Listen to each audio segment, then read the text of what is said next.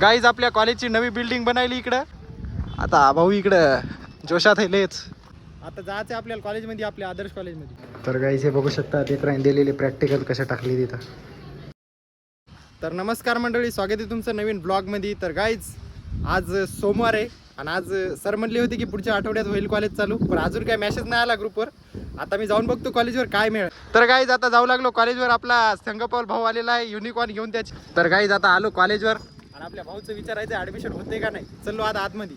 अजून आमचे लेक्चर बी चालू झाले नाही, अजून आमचा टाइम टेबलच आला नाही, लेक्चर केव्हा चालू होतील. आणि इकडं आपला हे भाऊ ॲडमिशन करायचं पाहायलाय.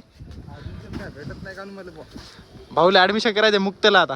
तर गाईज आता आपल्या भाऊचं ॲडमिशन करायचं आहे. तिकडं खाली एक ऑफिस आहे आपल्या ग्राउंड पाशी, तर तिथं चाललो आता. काय माहिती उघडं आहे का नाही, काय माहिती उघडं आहे का नाही, जाऊ आता तिथे. तर गाईज हे ऑफिस तर बंद आहे बघू शकता. आता भाऊ फोन लावायला इथं मास्तर आलं.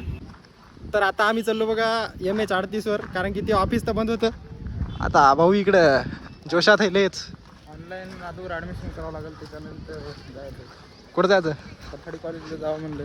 गाईज आपल्या कॉलेजची नवी बिल्डिंग बनायली इकडं बघू शकता. इकडं काय बनायले का बहुतेक MCS MCA बनायले का. तर आता ऑनलाईन सेंटरवर विचारलं, पण आता ऑनलाईन सेंटरवर भाऊचं करायचं नाही. आता जायचं आपल्याला कॉलेजमध्ये, आपल्या आदर्श कॉलेजमध्ये. तर गाईज आता एवढ्या टायमानंतर भाऊने ठरवलं की पठाडी कॉलेजला करायचं ॲडमिशन. तर आता भाऊ भरायला फॉर्म. तर गाईज आता चाललो बघा कॉलेजवर.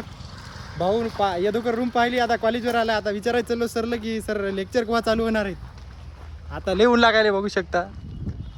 उन्हाळ्याचं लिहून लागायले, म्हणजे उन्हाळा नाही तरी बी ऊन लागायले. कसं काय लागायले काय माहिती. तर गाईज हे बघू शकता लेकरांनी दिलेले प्रॅक्टिकल कशा टाकली तिथं.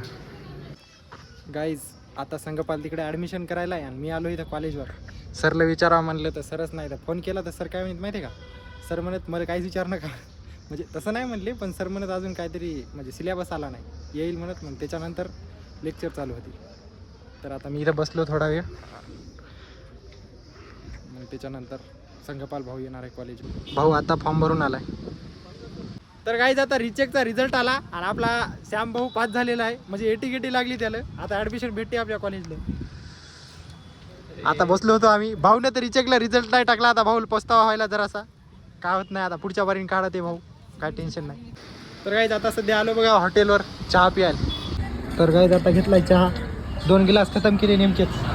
तर गाईज आता चलो बघा टायपिंगला. भाऊ सोडते टायपिंगला आता. तर गाईज आता टायपिंग वगैरे झाली. आता मी आलोय बघा ग्राउंड पाशी. आता जातो रूमवर आणि करतो व्हिडिओ एडिट. तर आजच्यासाठी एवढंच, भेटूया पुढच्या ब्लॉगमध्ये. बाय.